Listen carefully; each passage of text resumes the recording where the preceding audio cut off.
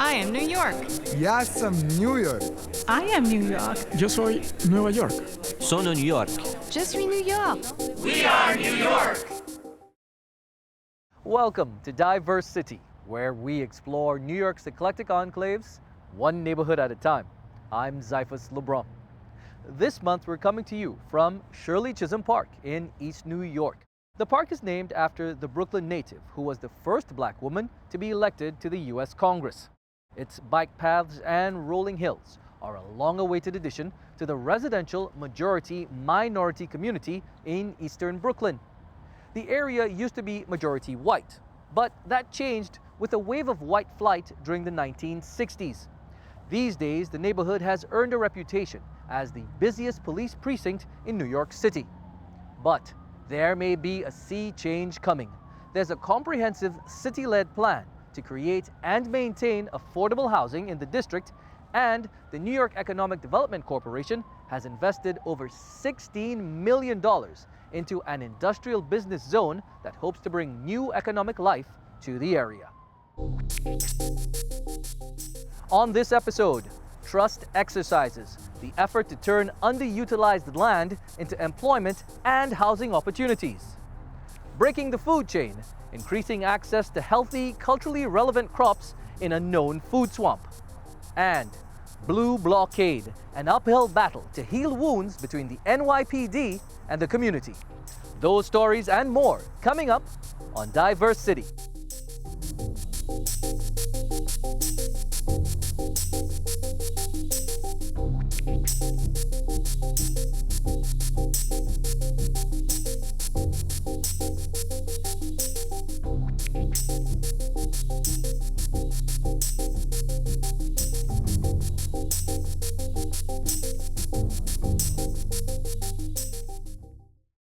There's a growing movement among many neighborhood activists around the city to demand that land be given to the community rather than to private development or left neglected. Shannon Ayala has the story of one such group that started up in East New York. We're standing behind a city lot that currently is vacant and underutilized. We knew that this was prevalent in our neighborhood. And that it was historical also. Boris Santos is the treasurer of the East New York Community Land Trust, or CLT.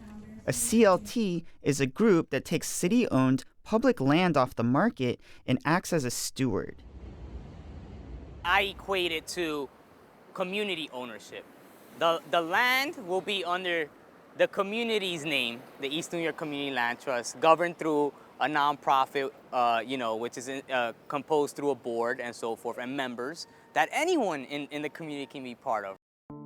There are a number of CLT groups emerging around the city, working out proposals to get land transferred to them. In New York City, these groups have a historical blueprint, the Cooper Square CLT. That organization has overseen residential and commercial properties in the East Village since 1991. That's the sort of McDaddy of New York City Community Land Trust, is this Cooper Square Community Land Trust. Nandini Bagchi is an associate professor of architecture at City College. Her firm, Bagchi Architects, is involved with a new wave of CLTs around the city, including the East New York CLT. She says the city became a de facto owner of many of these lots during the 1970s. I was really interested in the idea of how in the 70s all these community groups acquired land when, the city was sort of putting them into these tax lien sales and co-opting them because of non-payment of taxes. So the city came into and acquired a large number of properties, a lot of them residential.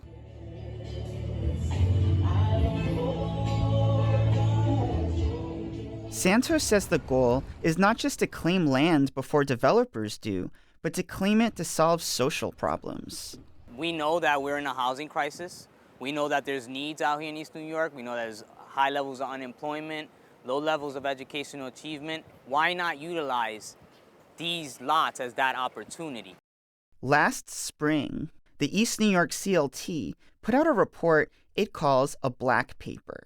The document identified 21 lots in East New York that are owned by agencies like Housing Preservation and Development and the Parks Department, but are used as NYPD parking lots. The CLT is targeting 7 of those lots in the Industrial Business Zone, or IBZ, in the northwest corner of the neighborhood. Well, we wanted to make sure that we're highlighting to the mayor and saying, look, not all agencies take care of their properties as well, which is a misconception. If you go through NYPD properties, a lot of it are heavy weeds. A lot of it, you see rocks, debris everywhere, and no upkeep. There's vast amounts of empty lots that are being used very inefficiently for parking of buses and cars. And then there's NYPD, parking all over the sidewalk in addition to the vacant lots. So it's a real, it just feels wrong, The CLT has not made its pitch to the city yet as to what they see as an alternative to these overgrown lots. They are currently getting input on ideas from the community. We're looking at the future of industrial manufacturing and who are the businesses that we can make sure that operate here, that can bring jobs, that can hire locally and so forth. Bagchi says she's currently working on the group's next report, focused on the 7 lots in the Industrial Business Zone. Shannon Ayala for DiverseCity.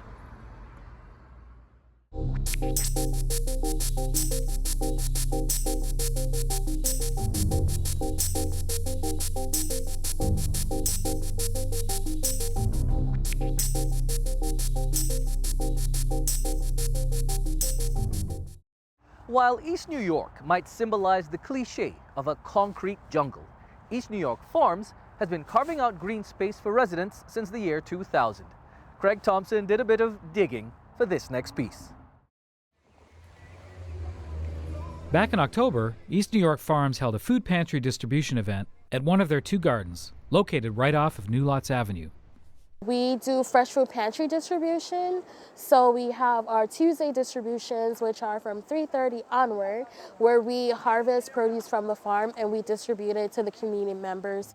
Members of the community line up at least an hour beforehand to load up on the fresh vegetables from the farm that takes up half a city block. City College student Ayashima Harris says the food is fresh and free and culturally relevant to the community. East New York has a high population of African Americans and especially Black people from the Caribbean. Most of what we have here on the farm, we have a lot of culturally relevant produce. So we have long beans, we have billy melon, we have okra, we have callaloo, we have Malabar spinach or Guyanese callaloo. We have different varieties of peppers like hot peppers and seasoning peppers. Ayashima Harris is the co-project director of East New York Farms. The Farms is part of the larger nonprofit United Community Center. The center is a neighborhood group with preschool and new immigrant programs, as well as sexual health seminars and farmers markets.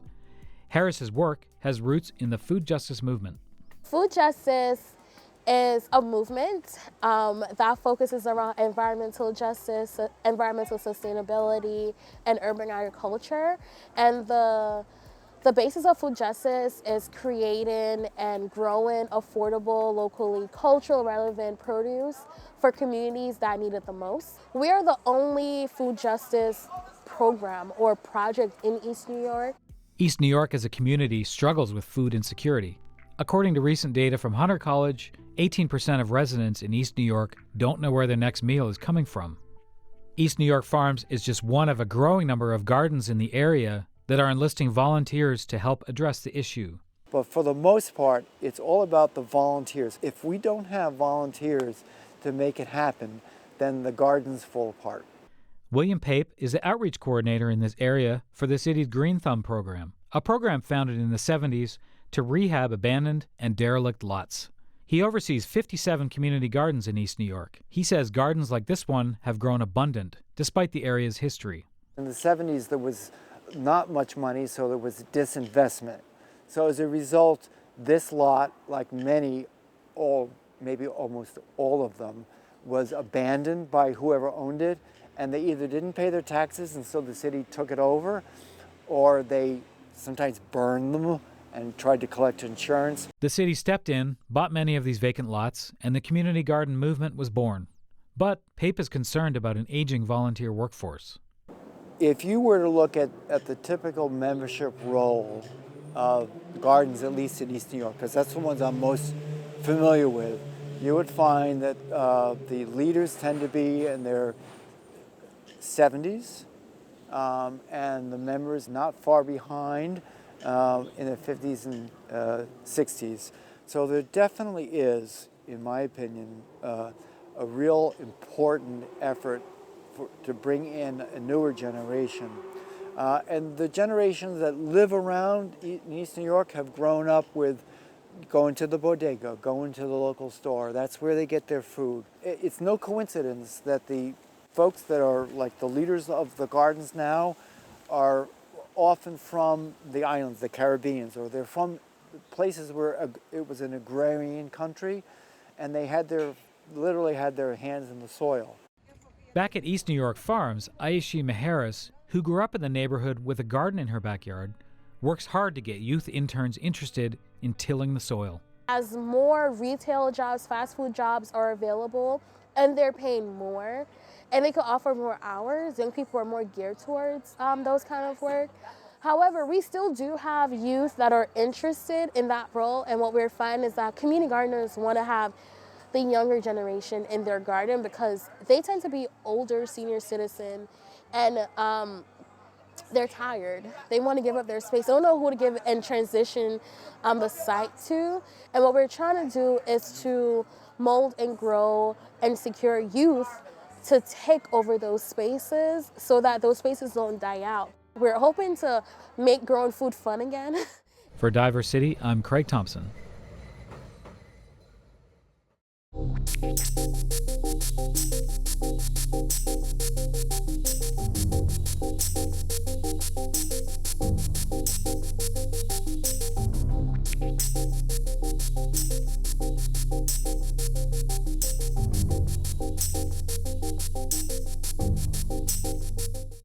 The rift between East New York residents and the NYPD's 75th precinct remains wide amidst allegations of corruption and police brutality. However, there's a group of residents who want to bridge that divide. We hear more about the effort in this report from our student producer, Hannah Kavanagh. I believe there has to be a partnership between the police and the community, but at the same time, we can't police our way out of the issues that we face as a community. This is Christopher Banks, a longtime community organizer and the current president of the 75th Precinct Community Council. The organization is a volunteer-run police liaison group founded in 1965. Banks first got involved in the community council after noticing a lack of local engagement. It started maybe at the early age of 20 when I started attending precinct council meetings. Growing up here in East New York, you have to feel the need to want to get involved when you see injustices taking place, whether it's police brutality or just East New York not getting the services that we need. And I said, okay, this has to change. I got to be a part of the change so we can get a multifaceted of voices because public safety is important. But Banks may have his work cut out for him. East New York is a community that's had issues with the police. So much so that 75th is called the busiest NYPD precinct. The former commanding officer, John Mastronardi, was moved from his post after allegedly slamming a detainee's head into a sidewalk during a fight regarding mask rules. Banks said that he's working with the new leadership and is continuing to hold them accountable. There was a young man who had a mental health issue, was shot in the groin and in the leg by a police officer. But here you had a family who's been crying out for months and months that they wanted their son to get some type of mental health. We have been in contact with the 75th Precinct, but as of the reporting of this piece, they have not commented for our story. Despite everything, Banks says he's had to get the community motivated. Under my leadership of the last year or so, well, a couple of months since I've become president, the attendance has increased. That's awesome. Post the pandemic. So we're talking about anywhere from 100 to 150 members from the community all coming out to the meeting, which has never been done before. The Community Council gets support for these efforts through donations from local small businesses as well as collaborations with various government officials. We've worked with Nikki Lucas, who's currently the New York State Assembly person. We've also partnered with Congressman Jeffries, and we've also worked with Roxanne Prasad. And I think it's important, I don't believe change is going to come through any elected official. I believe it has to be a people's movement, and it has to be a bottom-up movement. Reporting from DiverseCity, I'm Hannah Kavanaugh.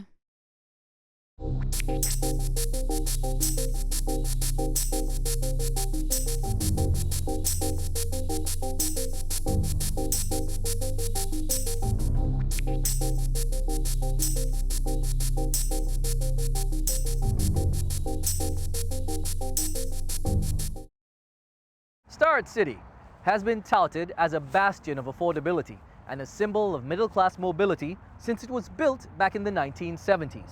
But as I found out, that might no longer be enough to keep the residents happy. Starrett City is a sprawling development that currently sits on about 140 acres of land on the southeastern edge of Brooklyn near Jamaica Bay. As this commercial from 1979 shows, it was supposed to be the epitome of middle-class style and affordability. Listen to what these people like best about living here. It's lovely here. Lots of trees. It's safe. It really works. When I saw this place with big rooms and parquet floors, I said, this is too good to be true. These days, it's a different story, as these residents would tell it. When I first came, I would say an A+. It was just everything. Everything was perfect. I could sort of say, now, I might say a C-. And for Starrett City, currently at 2022, what would your letter grade? I'd give them an F. You give them an F? Mm-hmm. Really? Caraballo moved to the 5,800-unit complex with her family in 1980. She gives management a failing grade because she says she can't get anything fixed. We used to have the painters, we used to have electricians, we used to have everybody who had to work on the apartments on site. We had our own people. Now, they no longer have them, they outsource. Kavata Washington has lived here for more than 30 years. Though she waxes very poetic about the good old days, she doesn't feel as safe. Now there's like some widows here and they're taking people from out the shelter and stuff and homeless, and you can tell. Caraballo blames part of the change on a change in ownership. She and the rest of the Tenants Association are trying to keep management accountable. Have you guys made the management aware of these sorts of issues? Yes. And what's been the response? They're working on it, they're doing it, they have to outsource, they're no longer here. Okay, excuses. When we reached out to Spring Creek Towers, the company that owns and runs the development, they did not respond to our phone calls or emails for comment. Starrett is the largest federally subsidized housing development in the country. This city in the park has a public school within its borders, as well as shops and other amenities. It's had its share of financial issues over the last few years, but its fortunes changed in 2021 with an injection of $140 million after a $1 billion buyout. Despite its financial frustrations and resident critiques, the complex still has something going for it. It accounts for about 8% of the housing stock in East New York. 8% of the population of East New York lives in Starrett City. It's really a bulwark of affordability for that neighborhood. Charles McNally is the Director of External Affairs at the NYU Furman Center, a housing and urban policy organization. He says that Mitchell-Lama housing, like Starrett City, really helped build the city's middle class in the 1950s. He explains that the program heavily relies on government subsidies that allow private organizations like Spring Creek Towers to provide affordable housing. The Mitchell-Lama program, initial construction relied on low-interest loans and tax exemptions. Starrett City also benefits from a long-term project-based Section 8 contract with the Department of Housing and Urban Development that subsidizes rents for, I believe, roughly half, just under half of the units there. They continue to receive favorable financing terms, which reduces the cost of operations, and that allows them, to charge below market rents and still, make the building economically feasible to run. At a time when rents in the city are at an all-time high, that affordability may be helping some residents swallow a bitter pill. What's keeping you here, honestly? What's keeping you here? Just the rent? Familiarity? Where am I going to go? I can't go down south because they have no sidewalks, and I don't drive.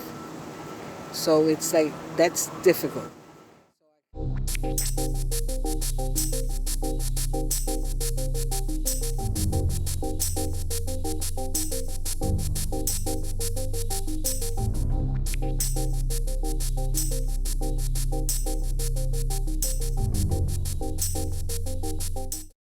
Kingsborough Community College is trying to make it easier for some East New York residents to access higher education. To that end, the school has partnered with the Mutual Housing Association of New York to open its first ever satellite location in the neighborhood's Cypress Hills section. Weekly classes will be held in a 14-story building known as Chestnut Commons. The college's Vice President for Workforce Development and Continuing Education, Simone Rodriguez, tells us why the Manhattan Beach-based school made the outreach to this community in particular.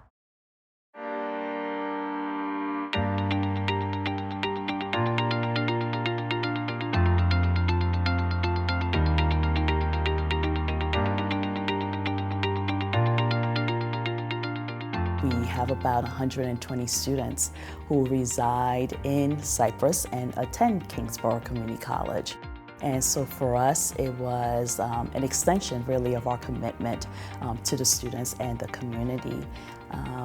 We wanted to extend CUNY's footprint, so this was definitely a way of doing that in serving young people and adults who are interested in higher education. We have 2 classrooms here at the site. Mondays through Saturdays, we're able to offer classes either from 9 in the morning or 9 o'clock to 9 o'clock at night. Classes actually started on November 1st. We started with a certified nursing assistant class with approximately 15 students. And we're hopeful that we'll be able to offer even more classes, either in ESL or other courses that students may be interested in. It was really the need from the community for us to offer the certified nursing assistant class, and for us it was the best way to serve the community. And with the ESL class that's going to be offered as well, it's also part of the need for the residents here. We can accommodate about 300 students per year because we offer our classes 4 times following the college's schedule. And so for us, having 300 students to start and then being able to build out from that, we'll try to accommodate as many of them as we can. As part of our strategic plan for community partnerships, we have seen an increase in enrollment of this community from the past 2 years or so. And so we believe our physical presence will definitely continue in the long-term plans that we have. And our goals will really be to offer more programs and eventually, with city and possibly state funding, provide a shuttle for students to take classes from here and be able to move on to the main campus, just to participate in some of the resources that we have there as well. The service will definitely expand in terms of the student experiences with connecting more to the college and provide access to a number of resources. But more importantly though, we want to expand our pool of students attending and graduating from Kingsborough, and we're striving to work on that.